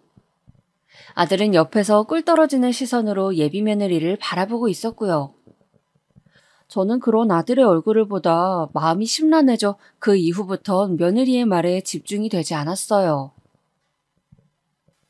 엄마 괜찮으세요? 표정이 좋지 않으세요. 아까 먹은 게 체했나? 아니다. 그냥 몸이 피곤해서 그래. 엄마, 우리 미희 어때요? 되게 예쁘죠? 얼마나 착한지 몰라요. 저랑 유기견 봉사활동도 몇 년째 다니고 있어요. 그러니? 네, 엄마는 어땠어요? 나중에 며느리가 가고 난 후 아들이 잠깐 집에 들려 제게 며느리의 인상이 어땠냐며 묻는데 저는 솔직하게 말하지 못하고 그저 괜찮다는 말로 얼버무리고 말았어요. 지금 생각해보면 그때 다 말했어야 하는데 제 어리석음이 이를 더 키우는 꼴이 되고 말았죠. 그렇게 상견례가 진행되는 날까지 저는 말을 하지 못하다가 두 사람이 결혼식장에 들어가게 된 날 행복하게 웃고 있는 아들의 얼굴을 멀거니 바라보았네요. 그리고 며느리의 횡포는 결혼 후 시작되었네요. 신혼여행 갔다 와서 저에게 식사도 대접할 겸 아들네를 다시 한번 만났는데요. 며느리가 레스토랑에서 음식을 먹다 대뜸 코를 쥐었다며 이러는 겁니다. 어디서 똥 냄새 나지 않아? 이게 대체 무슨 냄새야? 아휴, 냄새. 냄새? 나는 안 나는데. 어머니는 안 나세요? 그때 며느리가 코를 쥐어잡으며 저를 보는데 순간 제 얼굴이 화끈 달아올랐어요. 저도 모르게 제 옷에서 냄새가 나나 해서 옷 쪽으로 코를 가까이 하게 되더군요. 그러더니 아들이 잠깐 계산을 하러 갔을 때 한숨을 푹 쉬더니 어머니, 이런 곳 오실 거면 적어도 씻고 오셨어야죠. 그냥 오시면 어떡해요? 하고 눈치를 주더군요. 들었어요. 청소 일하신다고요. 여기 제 단골 식당이란 말이에요. 사장님이 저를 뭐라고 생각하시겠어요? 아휴, 앞으로 저희 만나러 나올 땐 다른 건 몰라도 꼭 씻고 나오세요. 그러면서 아들이 없는 동안 며느리는 제 옷을 위아래로 훑으며 사사건건 시비를 걸기 시작했어요. 저에게 처음 인사를 하러 왔을 때와 다르게 180도로 변한 며느리의 모습에 저는 5년 전 그 모습이 겹치기 시작하면서 식탁 아래에 쥐고 있던 주먹이 절로 떨렸어요. 제가 도대체 뭘 잘못한 건지. 집에 있는 옷 입고 나왔다고 이런 말을 들어야 한다니 너무 모욕감이 들어 뭐라 대꾸할 말도 찾지 못하고 그냥 집으로 돌아와 버렸어요. 아들은 왜 저런 여자가 좋다고 하는 건지, 도대체 어디에 홀린 건지 너무 속이 상해 엉엉 울고 말았습니다. 허나 저는 이 일을 아들에게 알릴 수가 없었어요. 바로 며느리의 말 때문이었죠. 어머님, 설마 지훈 씨에게 다른 말 하시는 거 아니죠? 지훈 씨 요즘 사업 때문에 무척 힘들어요. 괜히 이런저런 말 덧붙여서 그이 마음 힘들게 하지 마세요. 며느리는 제가 혹시나 아들에게 무슨 말을 할까봐 경고하듯 그렇게 단단히 못을 박더라고요. 어느 날은 속이 상해 친구에게 이 일을 말했더니 친구가 저 대신 분개를 하더라고요.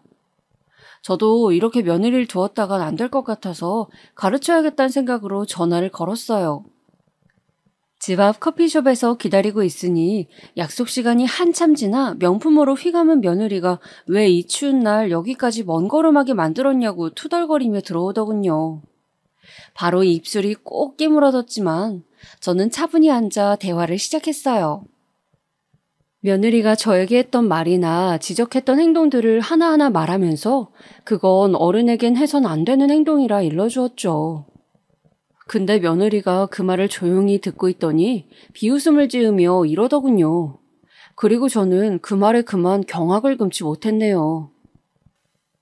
어머님, 혹시 5년 전 식당에서 있었던 일 때문에 저에게 아직 원한이 있거나 한 건 아니죠? 그때 저 정말 국물이 짰어요. 그래서 그런 건데 지금 혹시 그 일로 앙심 품고 이런 되도 않는 훈계하시는 거예요?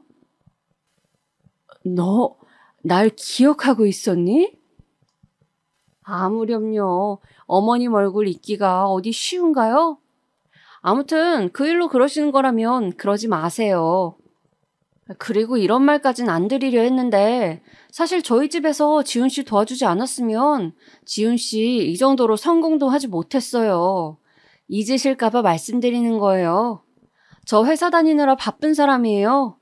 요즘 저희 아빠 회사에서 경영 수업 받느라 바쁘거든요. 그러니 이런 일로 불러내셔서 훈계하시는 거 하지 마세요. 불쾌해요. 그리고 며느리는 자기가 먹은 음료값도 내지 않은 채 쌩하니 사라졌습니다. 어머니가 불러냈으니 이건 어머니가 사세요 하면서 말이에요. 정말 기도차지 않았어요. 설마 기억을 하고 있을 줄은 꿈에도 생각지 못했죠. 그날 이후 저는 불면증을 앓기 시작했어요. 잠에 들려 해도 도저히 잠이 오지 않았어요. 눈을 감으면 절 조소하던 며느리의 얼굴이 떠올랐고 맑게 웃고 있는 어린 아들의 모습이 번갈아 스쳐 지나갔어요. 주변에선 저를 답답하다고들 하는데 도통 제가 여기서 어떻게 행동해야 맞는 건지 결정을 내릴 수가 없었어요. 그러다 저는 이대로는 안 되겠다 하여 며느리를 다시 불러내게 되었어요. 이번엔 또 무슨 일로 불러내신 거예요? 어머니 혹시 저 또 훈계하시려고요? 이제 지겹지도 않으세요? 내 말부터 들어라. 아무리 세상이 바뀌었다 한들 어른한텐 지켜야 할 예의라는 게 있어. 근데 넌 선을 넘어도 한참 넘는구나. 내 아들이 없을 때 대놓고 나를 모욕하고 수치스럽게 하고 그게 며느리가 되어서 할 수 있는 행동이니? 이건 지나쳐도 너무 지나친 것 같지 않아? 어머님, 그러면 냄새 나는 걸 냄새 난다 하지 뭐라 하나요? 어머니한테 하수구 냄새 난다고요. 이런 말씀 안 드리려 했는데 저 그날 역해서 토 나올 뻔했어요. 그리고요, 말 나온 김에 한마디 좀 더 할게요. 어머님, 그 옷 좀 어디 버리시면 안 되나요? 혹시 어디 의류수거함 같은 데서 주워오신 건가요? 뭐? 아니 정말 아무리 나이 드셨다 해도 그렇지 그 옷이야말로 좀 너무하지 않아요? 솔직히 말해 지훈 씨도 어머님과 같이 다니기 부끄럽겠어요. 제가 돈 몇 장 드릴 테니 이걸로 옷이라도 한 벌 해 입으세요. 여기 보니 가까운 백화점 있더라고요. 거기서 한 벌 사 입으세요. 너 정말 보자 하니 안 되겠구나. 그 순간 저는 이대로는 안 되겠다는 생각이 들었어요. 아무리 내 아들이 사랑하는 며느리라 해도 그렇지 참는데도 한계가 있었어요. 저는 그대로 며느리의 면상에 앞에 있던 물을 부어버렸고 며느리는 물에 젖은 생쥐꼴이 되어 아악 하고 비명을 질렀습니다. 그리고선 제게 미쳤냐며 고래고래 소리를 지르는데 사람들 시선에도 아랑곳하지 않더라고요. 저는 그런 며느리와 함께 있는 게 부끄러워 그냥 그 자리를 박차고 나와버렸습니다. 집에 와서도 며느리가 한 말들을 생각하면 분이 풀리지 않아 숨을 몰아쉬어야 했어요. 냉수를 벌컥벌컥 마셔도 화가 가라앉질 않았죠. 그런데 더 기가 막힌 일이 일어나더라고요. 그날 밤 아들이 저희 집을 찾아온 거예요. 모처럼 본 얼굴이라 반가워 안부를 물으려는데 아들 얼굴이 어째 어두웠습니다. 아들은 저를 보다 한숨을 푹 쉬며 저를 탓하는 말을 이어나갔어요. 어머니, 도대체 무슨 짓을 하신 거예요? 무슨 짓이라니? 아니, 왜 제 와이프에게 물을 뿌리셨냐고요? 그게 말이다. 다 사정이 있었다. 걔가 글쎄. 어머니, 이유가 뭐가 됐든 듣고 싶지 않네요. 솔직히 저도 엄마한테 이번 일로 너무 큰 실망을 해서요. 미희가 그러는데 엄마가 심지어 욕하고 막말까지 했다면서요? 얼굴만 곱상하면 뭐하냐고 내 아들 이용해 먹지 말라고요. 어떻게 그런 말씀을 하실 수가 있어요? 걔가 내가 그런 말을 했다고 그러디? 말도 안 된다. 오히려 나한테 막말하고 욕한 건 걔야. 나한테 하수구 냄새 난다고 씻고 나오라고 했다니까? 아휴, 엄마, 저는 모르겠네요. 더 이상 이 일에 끼어들고 싶지도 않고 가뜩이나 사업 때문에 머리도 아픈데 엄마까지 꼭 이래야겠어요? 가볼게요. 아들은 그렇게 뒤를 돌았고 저는 졸지에 못된 시어머니까지 되어버렸습니다. 며느리의 그 간악한 혀 때문에 말이죠. 세상에 못된 시어머니 많다고 하지만 못된 며느리는 별로 없다고들 하던데 다 거짓말이었나 봅니다. 그런 며느리에게 당하고 있는 바보 같은 시어머니가 바로 여기 있었으니까요. 저는 그 이후 아들과 연락도 단절되고 말았습니다. 아들에게 아무리 문자를 보내고 전화를 해봐도 받질 않더라고요. 어쩌다 받으면 바쁘다는 핑계 같은 말만 들려오고요. 솔직히 그런 아들에게도 너무 섭섭했어요. 오해를 어디서부터 어떻게 풀어야 할지, 차라리 며느리가 하는 말들을 녹음이라도 해놓을 걸 하는 후회가 이제서야 들었어요. 그러다 답답한 마음에 아들의 직장을 찾아간 적도 있었어요. 근데 아들은 절 보더니 피곤한 얼굴로 왜 오셨어요, 엄마? 여긴 직장이에요. 나중에 얘기해요. 라고 하며 대화를 끊었고 저는 제대로 말도 못하고 그렇게 내쳐줄 수밖에 없었습니다.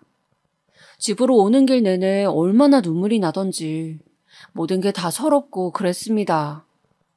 왜 착하게 살아온 내게 이런 일이 일어난 건지, 일을 하면서도 하루에도 몇 번씩 가슴속에서 열불이나 일에 집중도 할 수가 없었네요. 근데 여기서 더 얄미운 건 며느리였습니다. 어느 날 아들에게 전화를 했더니 며느리가 받더군요. 지훈이니? 어머니 안녕하세요. 오랜만이네요. 너 지훈이 바꿔라. 너랑은 말하고 싶지 않으니? 어머니 그게 무슨 말씀이세요? 어머니 아직도 제가 밉거나 싫으신 건 아니시죠? 뭐? 저 어머님한테 이쁨 받으려고 얼마나 노력하는데요. 요번 달 어머님 생신이시잖아요. 저랑 지훈 씨랑 어머님 찾아뵈러 갈게요. 어머님께 드릴 선물도 있고요. 됐다. 찾아오지 말아라. 네 얼굴은 보고 싶지 않아. 보고 싶지 않다뇨. 꼭 갈게요, 어머님. 그날 뵈어요. 며느리는 무섭게도 그날 구태여 오겠다고 저에게 날짜까지 못을 박았고 저는 오지 않아도 된다 재차 말했지만 그런 요구마저 묵살당했어요. 그리고 저는 제 생일날 다시금 치욕스러운 일을 겪게 되는데요. 처음엔 그래도 생일날이랍시고 아들이 찾아온다 하니 얼굴을 보고 얘기할 수 있겠다 싶어 이번 기회에 며느리의 진짜 얼굴을 알려주려고 단단히 벼르고 있었어요. 그런데 아들은 얼굴도 어두웠고 며느리에게 끌려온 건지 말도 제대로 하지 않았습니다. 그러니 저만 괜히 아들의 눈치를 보게 되었죠. 며느리는 이런 분위기를 모른 척하며 방긋방긋 웃었고 오자마자 제게 팔짱을 끼며 외식하러 가자고 졸라댔어요. 난 집에서 먹는 게 편하다. 그냥 외식은 다음에 하자꾸나. 너희들 피곤할 테니 가라. 얼굴 봤으니 됐다. 에이 어머님 그래도 이대로 가는 법이 어디 있어요. 저희가 여기까지 왔는데 이러실 거예요? 요 앞에 맛있는 갈비집 있대요. 저희가 대접할게요. 며느리는 콧소리까지 내며 저를 바짝 끌어당겼고 그쯤 되자 저는 며느리가 좀 무서워지기까지 했습니다. 허나 이런 며느리의 말을 거절하기도 애매해 결국 갈비집까지 가게 되었어요. 며느리는 가는 내내 궁금하지도 않은 자기 사는 얘기를 주절주절 늘어놓았고 저는 아들 얼굴만 초조하게 살피고 있었어요. 뭐 때문인진 모르겠지만 아들의 얼굴은 피곤함으로 잔뜩 젖어 있었어요. 외식을 하고 집으로 돌아오는 길에도 분위기는 마찬가지였어요. 열심히 입을 놀리는 사람은 며느리뿐이었고 저와 아들은 조용히 길만 걸었죠. 그런데 며느리가 저희 집으로 들어가기 전 자기는 전화할 게 있다며 저와 아들 둘이서 먼저 집에 들어가 있으라고 하더라고요. 아들과 함께 집안에 단둘이 앉아 있는데 아들 녀석은 저를 쳐다도 보지 않고 저도 이 분위기가 견디기 힘들어 며느리를 찾으러 간다는 핑계를 대어 밖에 잠시 나갔어요. 그리고 그때 제 눈을 믿지 못할 의심의 싹을 틔울 광경 하나를 발견하고 말았죠. 며느리가 어떤 남자와 함께 이야기를 나누고 있는 거였어요. 무슨 얘기를 나누는지까지는 들리지 않았지만 남자와 며느리는 두 손을 꼭 붙잡고 있었어요. 저는 저도 모르게 새어나온 신음소리를 겨우 틀어막곤 집으로 향했고 그날 내내 며느리가 집으로 돌아와 하하호호 아무렇지 않게 웃으며 얘기를 할 동안 그 남자와 함께 있던 장면이 머릿속에서 떠나질 않았어요. 몇 날 며칠 도무지 잠이 오지 않더라고요. 그러다 한 가지 결심을 했어요. 이런 건 TV에서나 나올 법한 일이라 생각했지만 상황이 이렇게까지 되니 제가 행동으로 옮겨야겠다고 생각이 들더군요. 바로 며느리를 미행하기로 한 거예요. 저는 며느리 직장 앞에서 대기를 하고 있다가 택시를 타고 며느리 차가 떠나는 곳 그대로 따라갔어요. 처음에 며느리는 일이 끝나고 난 후 또래 친구 몇 명과 함께 술집으로 들어가더라고요. 듣기에 예사롭지 않은 대화들을 나누면서 말이죠. 미희야. 오늘도 그 사람 만날 거지? 당연하지. 어머, 너는 좋겠다. 나는 세상에서 네가 제일 부러워. 하루만이라도 너처럼 살아봤으면 좋겠어. 여러 남자한테 사랑받으면서 원하는 만큼 돈 팍팍 쓰면서. 그래? 저는 며느리와 친구들이 나누는 대화에 좀 더 귀 기울이기 위해 근처에 자리를 잡고 메뉴판으로 얼굴을 가린 채 그 아이들이 하는 말들을 조용히 들었습니다. 허나 며느리와 친구들 사이의 대화는 점점 막장으로 흘러가기 시작하더라고요. 저는 그 대화를 들으면 들을수록 사지가 벌벌 떨려와 몸을 가눌 수가 없었어요. 오늘 호텔에서 하룻밤 보내기로 했어. 그이가 날 위해 최고급 호텔을 예약해 놓았더라고. 내 취향은 또 어떻게 알고? 좋겠다, 기집애. 야, 근데 너희 남편도 진짜 대단하다. 어떻게 이걸 눈치 못 챌 수가 있냐? 모르지 뭐. 눈치가 둔한 건지. 아마 시어머니 닮아서 그런 것 같아. 시어머니도 둔하기 짝이 없거든. 끼리끼리란 말이 있잖아. 그러게나 말이다. 맞다. 니네 시어머니 완전 시장 아줌마처럼 하고 다닌다며? 냄새도 나고. 너 창피하겠다, 얘. 냄새가 얼마나 지독한지 몰라. 가까이 가기 싫어서 저번 생일날엔 일부러 떨어져 앉았다니까? 오죽하면 향수를 내 코 아래에 발랐겠냐고. 너무 웃긴다, 얘. 저와 아들을 깔아뭉개고 조소하는 저것들의 입을 마음 같아선 정말이지 뭉개버리고 싶었어요. 특히 며느리의 입은 이런 표현 듣기에 격하실 거 알지만 갈기갈기 찢어버리고 싶었습니다. 그만큼 저는 너무 큰 분노를 느꼈고 가까스로 화를 억눌러야 했어요. 왜냐면 제겐 증거 사진이 필요했으니까요. 일단 전 며느리와 친구들이 술을 다 먹고 취한 며느리가 일어나 남자를 만날 때까지 기다렸어요. 그리고 친구들과 며느리가 하는 대화를 다 녹음해 두었습니다. 녹음하면서 더 기가 막힌 사실도 하나 알게 되었는데요. 회사를 다닌다고 했던 며느리는 알고 보니 거의 백수나 다름없더라고요. 집에서 주는 돈으로 생활하는 백수요. 너 요즘 부모님 회사에서 일도 한다며? 평생 백수로 살겠다더니 웬일이야? 일은 무슨. 오늘도 하루 종일 인터넷으로 쇼핑만 했는데. 그냥 아빠 재산 받으려고 회사 가서 일하는 척 좀 하다 오는 거야. 안 그럼 또 뭐라 할 테니까.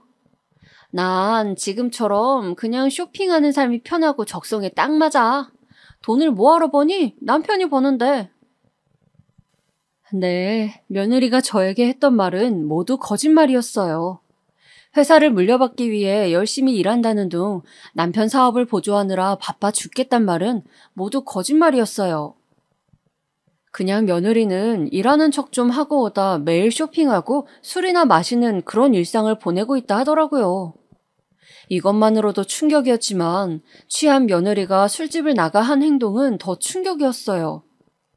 며느리는 자기 차로 가지 않고 누군가를 부르더니 다가가 누군가에게 폭 안기더라고요. 아들의 풍채와 비슷한 그 남자는 자연스레 며느리를 껴안았고요.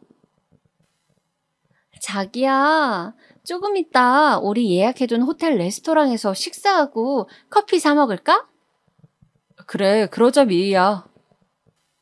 며느리의 이름을 다정스레 부르며 머리를 쓰다듬는 건 며느리의 상간남이었어요. 저는 곧바로 부들부들 떨리는 손으로 핸드폰을 들어 두 사람의 모습을 찍어두었어요. 다음 날도 며느리를 미행했는데 며느리는 이번에도 남자의 팔짱을 끼고 호텔로 들어갔어요. 근데 이상한 건 전날 만났던 남자와 얼굴이 다르더라고요. 그 다음 날도 그랬고요. 날마다 남자 얼굴이 다 다른 게 이상했죠. 그래서 며칠을 더 미행해보니 며느리가 어디서 그 남자들을 만나고 돌아다니는지 알 수 있었어요. 며느리는 이상한 유흥업소를 다니고 있었어요. 저는 그날로 며느리가 다니는 유흥업소에 들어가 사장님에게 며느리의 얼굴을 보여주면서 몇 가지를 물었어요. 처음엔 말해주지 않으려 했던 사장님도 제가 매일같이 찾아와 물어볼 기색을 보이지 않자 결국 솔직하게 털어놓았어요. 네, 저희 가게 오시는 손님이세요. 근데 무슨 일로 그러시죠?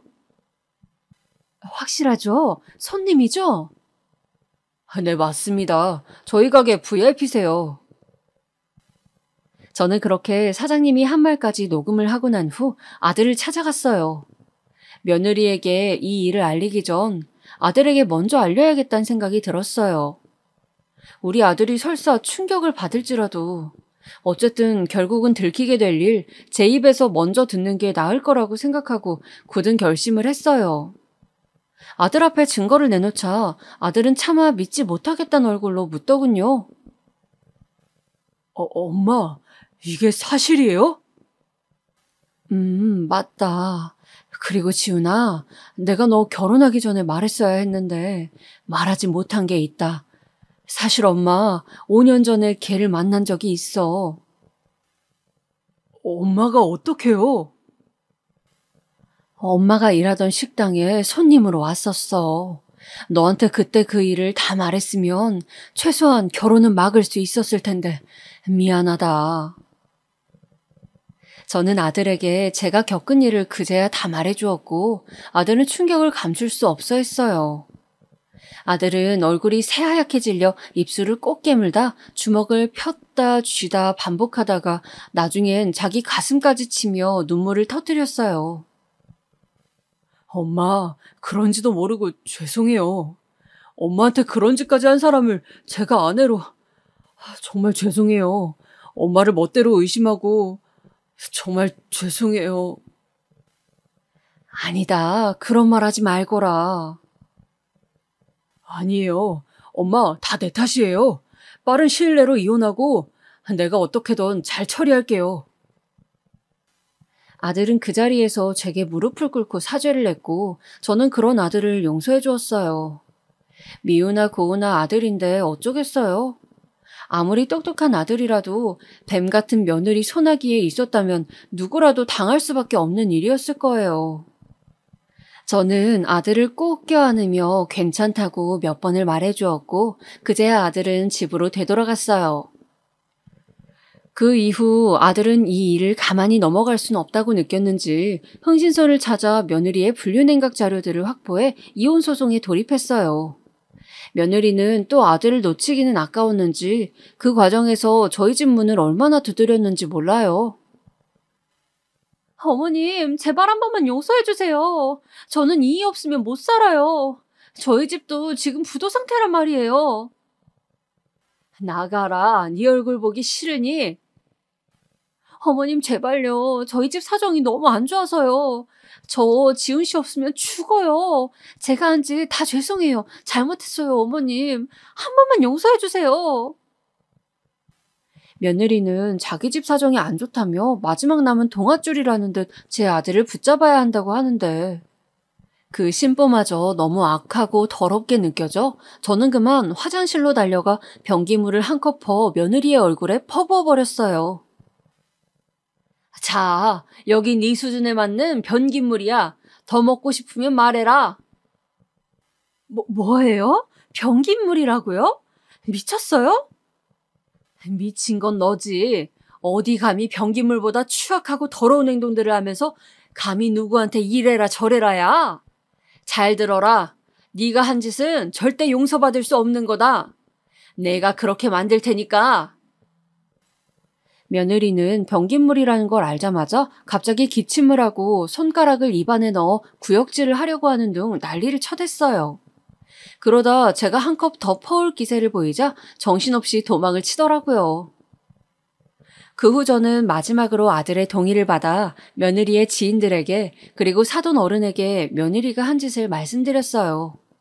그러자 사돈 어른은 저에게 고개를 푹 떨구시며 면목이 없습니다. 자식을 잘못 키운 제 죄입니다 하더니 제 앞에서 며느리 뺨까지 때리시더라고요.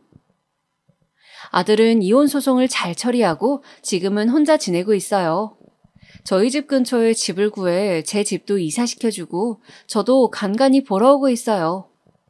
제가 괜찮다고 해도 자기 때문에 엄마가 상처받은 게 미안했는지 늘 미안한 얼굴로 저희 집에 와 저녁을 먹고 가곤 해요. 마음 같아서는 아들이 새로운 장가를 들어 좋은 여자를 만났으면 싶지만 이제는 한번 이혼도 한마당에 아들도 마음을 정리할 시간이 필요할 것 같고 저도 조금 시간이 필요할 것 같아요. 힘든 일을 겪은 만큼 저희 모자에게 앞으로는 좋은 날들만이 펼쳐지길 바라고 바랍니다.